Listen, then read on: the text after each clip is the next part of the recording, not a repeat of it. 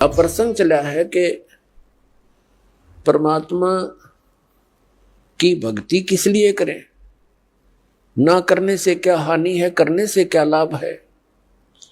तो क्या बताते हैं कि नर से तीतु पशुआ कीजे, गद्दा बैल बनाई, ये 56 भोग कहाँ मन बोरे, कहीं कुरडी चरने जाई। अब क्या बताते हैं कि जो ये भक्ति नहीं करते और करते हैं तो शास्त्र अनुकूल नहीं करते, पूर्ण परमात्मा की भक्ति शास्त्र अनुकूल नहीं करते, परम संत की खोज नहीं करते, और वो भक्ति करके भी जीवन व्यर्थ कर रहे हैं। क्या बताते हैं कि सुखदेव ने 84 भुगती बना पजावे खरवो, तेरी क्या बुनियाद पुरानी तू पेंडा पंथ पकड़ वो हो। सुखदेव एक ऋषि हुए हैं और उनके अंदर पूर्व जन्म के एक ऐसी पिछले संस्कार थे कि बचपन से उसमें एक सिद्धि थी आकाश में उड़ जाने की।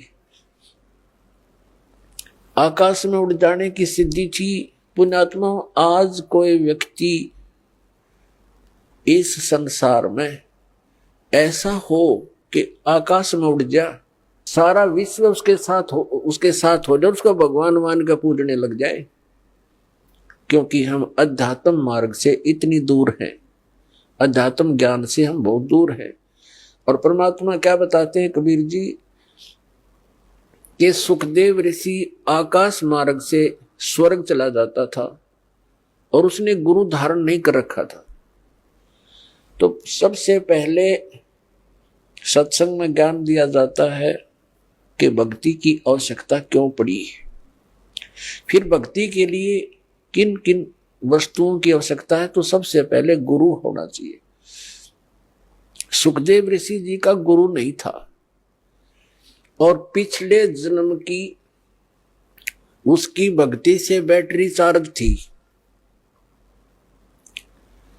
अब जैसे किसी के घर इन्वर्टर होता है, इन्वर्टर की बैटरी फुल हो चुकी हो और चार्जर हटा दिया जाए तो फिर भी काम करती है, बल्ब भी जलते हैं, पंखे भी चलते हैं, वो अपना काम कर रही है।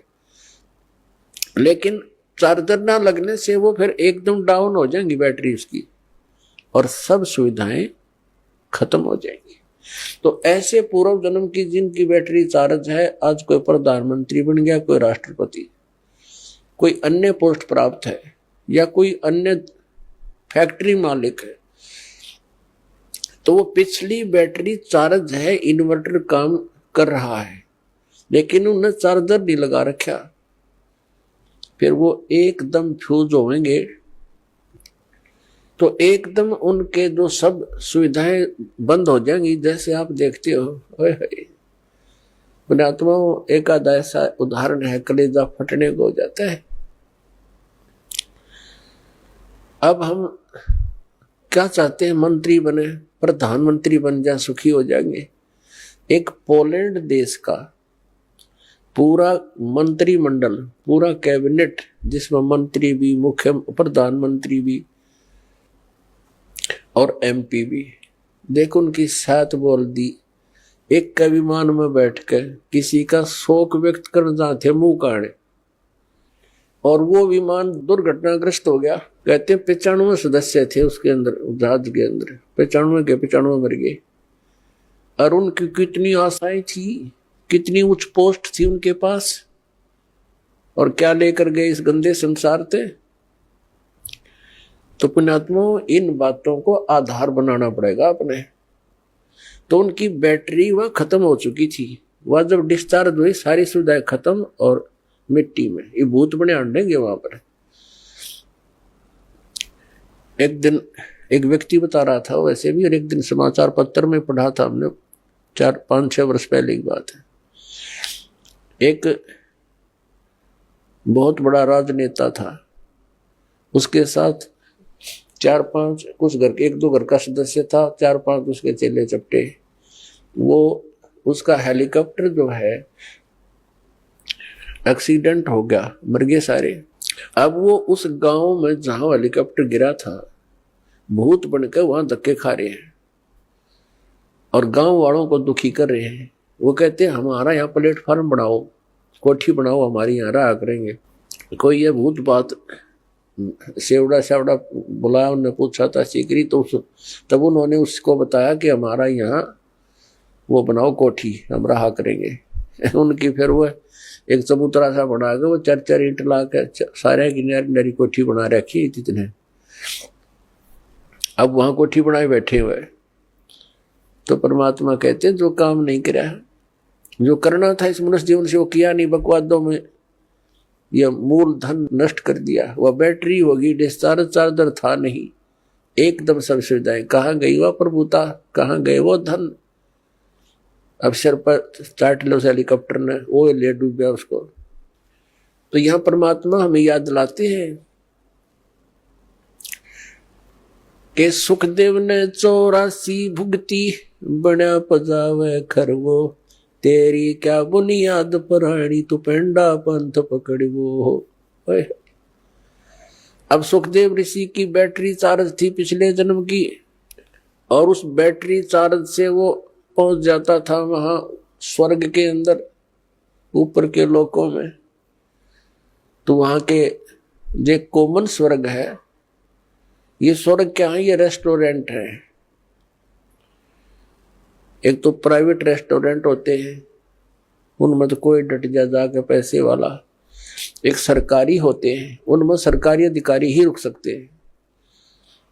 ये पहुंच गया एक दिन, ये जाता था कॉमन स्वर्ग, इंद्र वाले स्वर्ग में। फिर ये पहुंच गया भगवान विष्णु जी के लोक में। प्रत्येक इन भगवानों के लोकों में इसी तरह रेस्टोरेंट बने हुए हैं, और ये भी अपना काम ऐसे ही चला रहे हैं। उनका ये टैक्स लगाते हैं जो यहाँ से पुनकर्मी प्राणी जाते हैं, जैसे एक होटल वाला चार्ज रख देता है, उसका महीने का या जैसा भी घंटों का हिसाब से वो खर्चा लेता है। सुखदेव ऋषि जब पहुंचे स्वर्ग में, वहां के होटल में, विष्णु जी वाले बड़े होटल में, तो वहां एक रूल बना रखा उन्होंने कि जो गुरु यानी जिसने गुरु धारण कर रखा हो वही व्यक्ति यहां आ सकता है, इसमें सटे पा सकता है। अब सुखदेव ऋषि का कोई गुरु नहीं था, बैटरी चार्ज पिछले जन्म के पुण्य कर्मों के कारण वो आकाश में फिर रहा था। तो वहां के जो पहरेदार थे, सेवादार थे उस होटल के, उन्होंने मना कर दिया कि गुरु ऋषि जी आपका कोई गुरु है नहीं, और आपको इसमें एंट्री नहीं हो सकती आपकी। वो अड़ गया उनके साथ कि तुम पहले व्यक्ति देखे हो हमने, मैं तो ऐसे जाता हूँ, वहां भी जाता था, इंद्र के लोक में जाता था। उन्होंने कहा जी वहां जाते होगे पर यहाँ नहीं जा सकते आप, ये भगवान विष्णु का आदेश है। उसने कहा कि मेरे को विष्णु जी से मिलाओ। वो तांडी पाक रहा था, हल्दी की गांठ से पंसारी बन गया। अब उन पहरेदारों ने जाके बता दिया कि भगवान ऐसे ऐसे एक सुखदेव नाम के ऋषि हैं, उनका कोई गुरु है नहीं, और उन्होंने हट कर रखा है अंदर प्रवेश करने की जिद लगा रखी है, आपका क्या आदेश है। और उसने ये कहा कि मुझे भगवान विष्णु से मिलाओ। भगवान विष्णु आए बाहर। अब ऋषि ने तो ये सोचा था सुखदेव जी ने कि मुझे देखकर जैसे इंद्र दौड़ा आता था ऐसे सीने से लगाएगा कि वाह बड़ी भक्ति कर रखे, यहाँ पहुंच गए। लेकिन मर्यादा बहुत बड़ी चीज होती है भक्ति मार्ग में। तो विष्णु जी ने उनको सीधे मुंह बात नहीं की और कहा यहाँ कैसे आए ऋषि जी।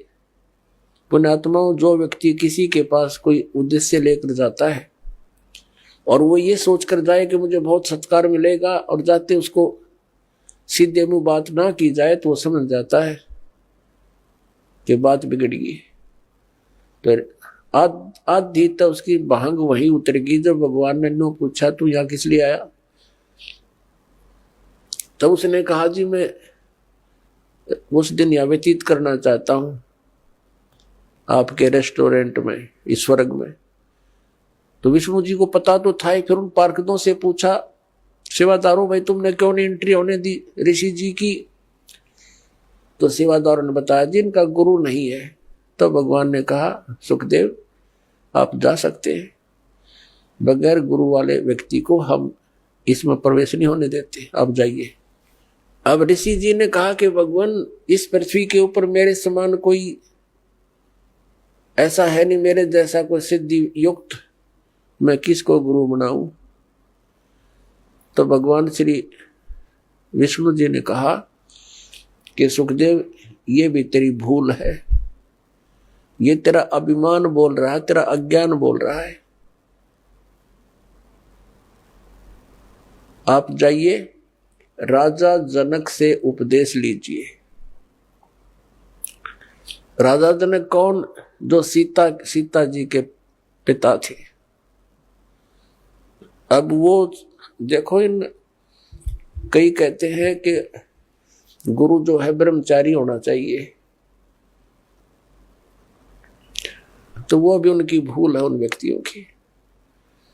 अपने आत्माओं परमात्मा के विधान से अपरिचित व्यक्ति इस तरह की अटकलबाजी करता रहता है। तो इन सब प्रमाणों से हमें सिद्ध होगा कि गुरु कैसा होना चाहिए, शिष्य के क्या लक्षण होने चाहिए, कैसे उसमें गुण होने चाहिए, और गुरु जी के अंदर कैसे लक्षण होने चाहिए। अब सुखदेव ऋषि बाल ब्रह्मचारी और साधु संत ऋषि और राजा जनक गृहस्थी, उसने ब्याह करवा रखे गणे, क्योंकि राजा था। अब वहां तो वो बोल नहीं सका भगवान विष्णु के सामने, तो वापस आ गया। वापस आया तो वहां ऋषि और अन्य ऋषियों के पास जैसे पहले खूब छाती खोल कर जाया करता था, उधर न्यू जावा मुंह लटकाए। उन्होंने पूछा, ऋषि जी आपको क्या ऐसी क्या घटना घट गई, बहुत दुखी से नजर आते हो? तो उसने सारी कहानी बता दी कि मैं विष्णु जी के लोक में गया था और भगवान ने मुझे वहां रहने नहीं दिया। तो उन्होंने अन्य ऋषि देवों ने पूछा कि ऐसी बात नहीं हो सकती, भगवान विष्णु तो बहुत प्यार करते हैं, बहुत अच्छे भगवान हैं, कोई बात और गड़बड़ी पावेगी, कुछ और गलती कर रखी होगी आपने। तब उसने बताया कि मैंने गुरु धारण नहीं कर रखा, भगवान ने या कंडीशन रख रखी है कि जिसका गुरु होगा वही स्वर्ग में रह सकता है, विष्णु जी के स्वर्ग में। तब अन्य जितने भी देव ऋषि थे उन्होंने कहा, ऋषि जी आप तो बहुत भारी भूल किए बैठे हो, हमने तो ये सोचा था आपने कोई गुरु बना रखा होगा, आपने बहुत भारी गलती कर रखी है, बिना गुरु के फिर रहे हो, आपने जीवन नाश कर दिया।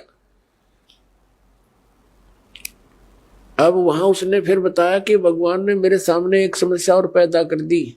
क्या पैदा कर दी?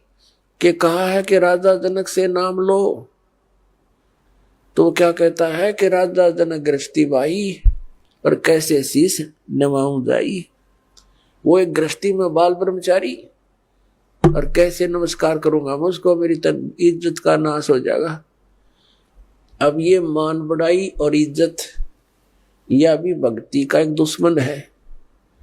परमात्मा कहते हैं राज तजना सहज है और सहज त्रिया का ने, मान बढ़ाई ईर्षा ये दुर्लभ तजना ये, अरे इनके तजे बिना भगवान नहीं मिला, चाहे कितनी बकवाद कर ले। और पुण्यात्मा यहां आपको इसलिए बुलाया जाता है, वैसे तो परमात्मा अपने बच्चों के लिए सब सुविधाएं ही उपलब्ध कराता है, दयालु है वो, मालिक हमारा पिता है, लेकिन फिर भी आपको यहाँ जमीन पर बैठाना प्रणाम करने के लिए एक विशेष विधान है, जिससे हमारे अंदर का जो मैल है, अभिमान का जो सबसे बड़ा बाधक है भगवान के मार्ग में, ये खत्म हो जाएगा। और इसके बिना भगवान निकट नहीं आ सकता। अब जरा सा भी मैल कहीं पर हो, तार के बीच में कनेक्शन ले रखा हो तो लाइट नहीं आएगी, लाइट नहीं आई तो फिर फायदा क्या, वो सारे सांग के जोड़न का। तो पावर प्राप्त करने के लिए, भगवान की शक्ति को अपने पास लाने के लिए, तो हमने ये अहंकार रूपी ये मैल हटाना पड़ेगा। तो सबने कहा कि ऋषि जी जुल्म कर दिया आपने, तो बहुत गलती कर रखी है।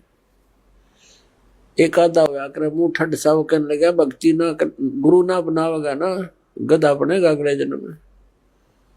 अब उसने जब यह बात सुनी, क्योंकि पुण्यकर्मी प्राणी तो होते ही हैं ये, लेकिन अज्ञान के कारण ये अपने अपने अटकल मारते रहते हैं। जब इनको ज्ञान होता है तो तुरंत त्याग देते हैं उन बकवादों को। एकदम उसके झटका लगा, उसको अपना पिछले जन्मों की काफी वह कहते हैं ना बैकग्राउंड देखी, पिछले जन्मों के अपने दुख उसके सामने घूमने लगे। उसको क्या हुआ कि जैसे उसको याद आया, उसकी दिव्य दृष्टि वो चालू होगी अंदर की, जितनी उसकी रेंज थी। अब क्या देखा सुखदेव ऋषि ने कि एक बार वो गधा बना हुआ है, गधे की योनि भोग रहा है। कुम्हार ने उसके ऊपर अच्छा बोरे में खूब नीचे से पक्की कच्ची ईंटें डालता है और ले जाता पजावे पर। पजावा होता है जहां पर ये कुम्हार लोग ईंटें पकाया करते थे। उसमें क्या होता है कि जैसे भट्ठा शुरू किया लगाना, उसमें जो भी ईंधन डाला जाता उसकी राख बन जाती है। अगले सीजन में उस राख के ऊपर ही वो दोबारा लगा देता है, क्योंकि उस राख को कहाँ डाल के आए और स्थान नहीं। नेक्स्ट सीजन में फिर उसके ऊपर ही लगा देता, वह राख नीचे बनते बनते बहुत बड़ा वो पहाड़ नुमा हो जाता है। फिर उसके ऊपर लगाना शुरू कर देता है। तो उसके ऊपर गधे से नीचे से कच्ची ईंटें ले जाता है ऐसे ऐसे, और वहां कच्ची ईंटें उतार देता है। वो उसके थैले से कमर पर लाद रखा होता है और वहां तुरंत पक्की ईंटें भर देता है और फिर मार कर लठ नीचे तलता कर देता है। यानी नीचे से भी लद्या जा, ऊपर से भी लद्या आवे। कहते हैं मैं अंधा हो गया, 2-3 वर्ष ऐसे कठिन काम भी लिया मेरे से, मेरे मालिक ने। अंधा हो गया तो मुझे त्याग दिया, जंगल में छोड़ दिया। मैं चलता, एक पगडंडी सी पकड़ दी मैंने, उस पर चलता चलता जा रहा था। आगे कोई नाला था, एकदम नाले में अगले पैर टिके, वापस आने में असमर्थ रहा। आगे जाने की मैं भलाई समझी, छलांग लगाई। वो ऐसा नाला था कि मैं फिट हो गया उसमें। आगे मुंह टिक गया, पीछे तो पीठ हट गई, पैर लटक गए। और उस रास्ते पर इक्का दुक्का कोई व्यक्ति आता था, जंगल में गांव से दूर था। तो जो व्यक्ति कोई इक्का दुक्का आवे, मुझे निकालने का प्रयत्न नहीं किया, मेरे ऊपर कमर पर पैर रखकर पार हो जा, पुली बना ली मेरी। हफ्ते 10 दिन तक भुगत कर मेरा जीवन पूरा हुआ। अब वो ऋषि कहने लगे, फिर अब क्या देखना चाहता है तू? ये तो हालत जब है जब तूने आंखों देख लिया, फिर तू नखरे कर रहा है। तो उसकी जो बुद्धि के सुकरीव ढीले हो रहे थे वो टाइट हो गए 1 मिनट में, और चल पड़ा वहां से। फिर आ गया अपने पिता व्यास जी के पास। जब सुखदेव ऋषि का जन्म हुआ, वो 12 वर्ष तक मां के गर्भ में रहे थे, और उसको मां के गर्भ में इस प्राणी को सब पता होता है कि बाहर जाते बिजली गिरेगी। एकदम क्या होता है, मां के गर्भ में तो इन ब्रह्मा विष्णु महेश, इनमें के गुण है। ब्रह्मा जी रजगुणी है, रजोगुण है इसके अंदर, और विष्णु जी सतोगुण है, और शंकर जी तमोगुण है। तो इनके गुणों का प्रभाव बाहर आते ही बच्चे पर एकदम असर कर जाता है। इनके बस की, फिर एकदम अचेत हो जाता है, भूल जाता है, कुछ भी याद नहीं रहता, सुन्न हो जाता है। इसको नए सिरे से याद कराया जाता है, ये तेरा पिता है, या तेरी माता है, ये चाचा, ये ताऊ है, ये सब फिर याद कराया जाता है। तो उसको पता था कि बाहर जाते बात बिगड़ जाएगी, उद्देश्य भूल जाता है प्राणी। इसलिए 12 वर्ष तक मां के गर्भ से बाहर नहीं आया। ब्रह्मा विष्णु महेश तीनों उपस्थित हुए कि भाई सुखदेव बाहर आ जा, ऐसे तो हमारा तूने सारा कर्म बिगाड़ दिया। अब 12-12 वर्ष तक माताएं बच्चे को गर्भ में रखेंगी, ये तो एक आदत सी पड़ जाएगी सबको। तो ये तो 9 महीने में दुखी हो जाती हैं, इतने दिन कैसे रखेंगे, तू बाहर आ भाई, ये हमारी परंपरा खराब मत करे। सुखदेव ने कंडीशन रख दी, एक शर्त रख दी कि बाहर जब आऊंगा तुम अपनी इस त्रिगुणमयी माया को रोक लो। ये कहने लगे भाई देखो हम इसको रोकने में इतने सक्षम नहीं है, हम रोक नहीं सकते, लेकिन सेकंड के भी कुछ अंश के लिए हम अपना कुछ कंट्रोल कर सकते हैं ना, ये प्रवाह हमसे नहीं रुकता। सुखदेव ऋषि ने कहा कि तुम एक बार रोक दो थोड़ी सी देर। तो कहते सेकंड के भी कुछ अंश में ही वो रोक पाए थे, तभी वो मां के गर्भ से बाहर आ गया। और उसको चेतना रही कि भक्ति ना करने से जो जीव व्यर्थ हो जाता, जीवन नष्ट हो जाता है। उसको ये आभास हो गया कि ये तो मां के गर्भ में ये याद रहती है कि मनुष्य जीवन परमात्मा प्राप्ति के लिए प्राप्त होता है। अब उसने सारा कुछ कर लिया। मां के गर्भ से बाहर आते ही अपनी और नाल को, जो सुंडी से लटकी होती है, मां की नाभि से कनेक्शन होता, जेर सी, उसने अपने कंधे पर डाल के और उठ कर चल पड़ा। व्यास जी ने आवाज लगाई, अरे पुत्र, मेरे बेटा कहाँ चले। अपने आत्मा पुत्र का मोह बहुत खतरनाक होता है, बहुत प्रबल होता है। पुत्र मोह में ऋषि जी बार बार पुकार रहे हैं, बेटा एक बार दर्शन तो दे दे, अरे एक बार शकल तो दिखा दे, 12 वर्ष बाट देखी तेरी, अरे 12 वर्ष तक इंतजार करी पुत्र की, दर्शन करूंगा। ये पीछे से बात कर रहा है चलता चलता के ऋषि जी, ना जाने कितनी बार तू मेरा बाप बन लिया, ना जाने कितनी बार मैं तेरा बाप बन लिया। ये तो बुरी बीमारी है, मुझे इसमें मत फंसा। और यहां कबीर साहब ने कहा, उसने क्या कहा, ऋषि जी ने, सुखदेव ऋषि ने क्या कहा कि एक लेवा एक देवा दूतम, और कोई किसी का पिता नहीं पुतम। ये तो ऋण संबंध जुड़ा एक ठाठा, अंत में सब 12 बाटा। ये तो एक दूसरे का लेन देन उलझ रहा है, कोई किसी का बाप नहीं, कोई किसी का पुत्र नहीं। जिसके जितने संस्कार वो अपने पूरे करके यहाँ से चले जाएंगे, फिर कोई गधा बनेगा, कोई कुत्ता बनेगा, कोई मनुष्य बन जाएगा। ये फिर परिवार ऐसा नहीं होगा। और इसका उद्देश्य भक्ति करने का है।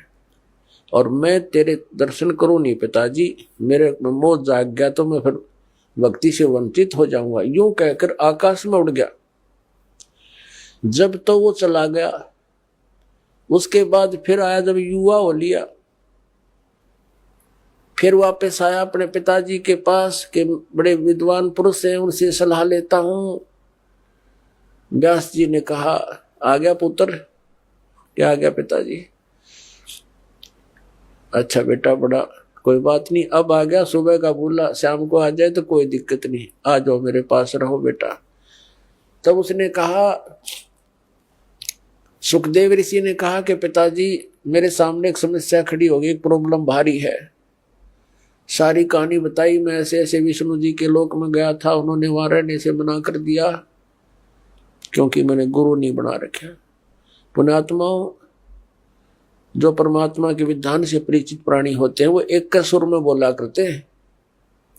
तो व्यास ऋषि जी का भी माथा ठनका और कहने लगा, अरे बेटा तंदा अपना जीवन नाश किया, मैंने सोचा था चलो सब्र कर लिया था, संतोष कर लिया था मैंने, मेरा बेटा अपना कल्याण करवा लेगा, तने तो नाश कर लिया अपने जीवन का। या क्या सोचा तूने, गुरु नहीं बना रखा? अरे जाएगा कहाँ? तो फिर उसने अपनी वो दूसरी प्रॉब्लम बताई कि भगवान विष्णु ने कहा है कि राधा जनक को मैं गुरु बनाऊं, मैं तो बाल ब्रह्मचारी और वो गृहस्थी, मैं कैसे, मैं तो शर्म आओ पिताजी, कैसे नमस्ते परम प्रणाम करूंगा, मुझे दंडवत करनी पड़ेगी।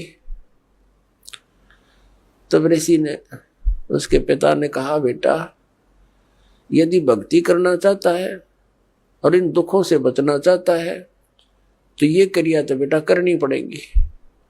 यार जब भगवान ने कह दिया जब परमात्मा का आदेश हो गया फिर अगर मगर करे तो विद्वान काहे का, तेरी 2 दिन की बैटरी चार्ज है, फिर ब्रह्मटी होगी तेरी बेटा।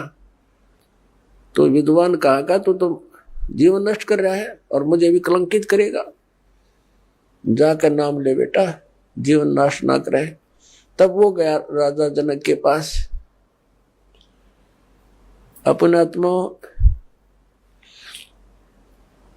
राजा जनक के पास जब ऋषि जी पहुंचे, राजा जनक ने अपने सेवकों को, नौकरों से कहा, भाई आसन लगा दो, मैं ऋषि जी आए हैं, आज हमारे भाग उदय हो गए, आसन लगा दो, बढ़िया बढ़िया कपड़े लगा दो, फूलों से सजा दो। उन्होंने 1 मिनट में कहते ही कर दिए, आसन लगा दिया। तो कहा राजा जनक ने कि ऋषि जी विराजो, बैठो आसन पर। जमीन पर बैठ गया। कहने लगा मैं आपको गुरु बनाने आया हूं, आसन पर नहीं बैठ सकता। अब राजा जनक का यकीन नहीं हुआ, जैसे नहीं ये बात, ये ऋषि तो सिर फिरे होते हैं। ये कोई किसी ने नौकर ने कोई इसी को किसी ने कुछ कह तो नहीं दिया इसको, क्योंकि ये श्राप भी दे सकते हैं, ये तो विषैले सर्प भी होते हैं इनके पास, ये श्राप देने की भी एक पावर रखते हैं। राजा जनक चिंतित हो गया कि भगवान कोई गलती हो तो माफ करना ऋषि जी, हम तो गृहस्थी व्यक्ति हैं, किसी नौकर ने कुछ कह दिया हो आपको, माफ कर देना। आप नीचे ना बैठो, मेरी बेइज्जती हो, मेरी जो है ना, मैं ये सहन नहीं कर सकता, क्योंकि ऋषि एक नीचे बैठे, कोई गलती हो तो माफ करो। तो कहने लगा नहीं, आज मैं ऊपर नहीं बैठ सकता, क्योंकि मैं आपको गुरु बनाने आया हूँ। उसने सारी कहानी सुना दी, ऐसे ऐसे मैं विष्णु लोक में गया था और भगवान का आदेश है, मैं आपको गुरु बनाने आया। तो पहली बार, एक बार तो यकीन हुआ नहीं राजा जनक को, फिर भगवान विष्णु का उसने जो साथ में संपट ला दिया, फिर वो मान गए हाँ भी ये नाम ले लिया है। लेकिन दीक्षा देने से पहले शिष्य की थोड़ी बहुत कुछ उसको सेट करना पड़ता है। जैसे अब दास आपको ज्ञान देता है, पूरा विधान बताता है, जो विद्वान, जो समझदार भक्त आते हैं, प्रथम बार आते हैं, तो इस ज्ञान से प्रभावित होकर वो इस दास को एक संत मानकर नाम लेते हैं और फिर विश्वास दृढ़ता से उस पर लगते हैं, तो लाभ मिलता है। नाम भी ले ले, विश्वास गुरु पर होता नहीं तो उसको लाभ नहीं हुआ करता। अध्यात्म मार्ग को बच्चों का खेल नहीं है। तो राजा जनक ने कहा जी सुबह नाम दूंगा स्नान करके, आप रात को रेस्ट करो। अब कहने का भाव ये है, राजा जनक ने एक अलग कक्ष में उसकी व्यवस्था कर दी ऋषि जी के रुकने की, और वहां पर एक नौकरानी, एक औरत की बहन की सेवा लगा दी। तो ऋषि की सेवा कर, उसको सारा समझा दिया लड़की को कि ऐसे ऐसे इसकी परीक्षा करना। ऋषि जी बैठे थे अपने बेड पर, लड़की अंदर गई और उसी के बेड पर बैठ गई चरणों की तरफ। ऋषि जी ने पैर मोड़ दिए, वो और आगे नहीं तो ऋषि जी बैठ गए, और उसके निकट जाना चाहा तो ऋषि जी बेड छोड़कर खड़े हो गए कोने में। कहने लगे माई बहन आप क्या कर रहे हो, साधु संतों के हाथ नहीं लगाते, बिस्तर पर नहीं बैठते, आप क्यों मर्यादा भंग कर रहे हो, आप जा सकते हो। वह लड़की आ गई। अब राजा जनक ने पूछा तो उसने सारी कहानी बता दी। जी 1 नंबर के महात्मा है, तो मैं टच भी नहीं होने दिया मुझे और खड़े हो गए, ये शब्द बोले ऋषि। तो ठीक है, अपने आत्मा परमात्मा ये कहते हैं कि गोरख से ज्ञानी गणे और सुखदेव जति जहान और सीता से बहु भारिया संत दूर स्थान।